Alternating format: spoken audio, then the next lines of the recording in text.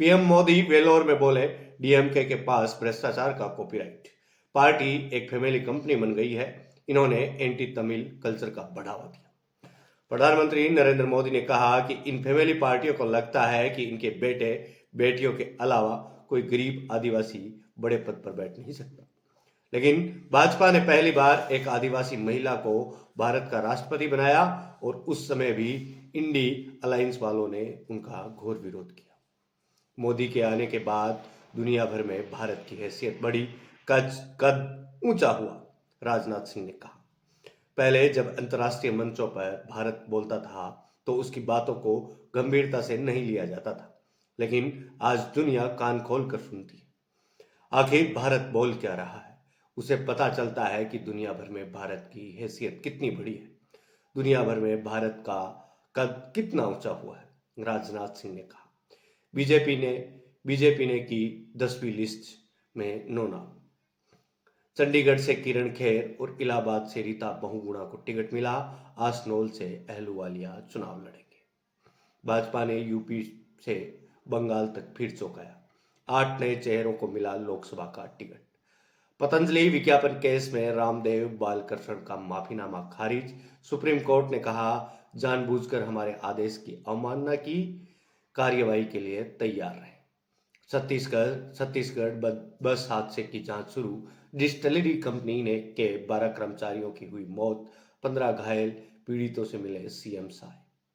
वरुण को पीलीभीत की जनता प्यार करती है, बेटे के टिकट कटने पर मेनका गांधी का जवाब। 24 घंटे में केजरीवाल को कोर्ट से दूसरा झटका। वकीलों से हफ्ते में 5 बार मुलाकात की मांग ठुकराई। अरविंद केजरीवाल ने अब सुप्रीम कोर्ट का दरवाजा खटखटाया।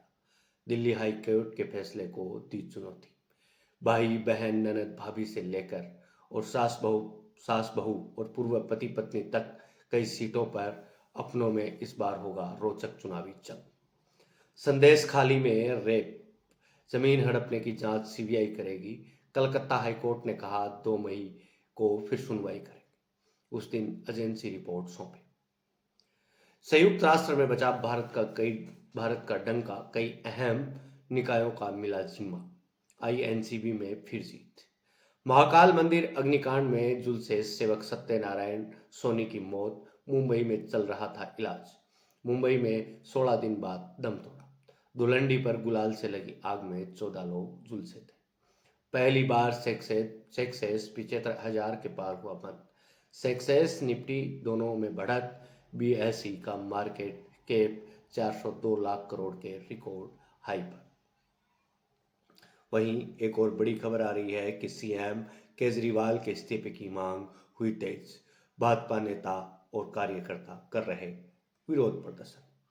12 से 13 अप्रैल तक 12-13 अप्रैल से एक नया मजबूत विक्षोभ सक्रिय होने से राज्य में आंधी बारिश में बढ़ोतरी होने की प्रबल संभावना है।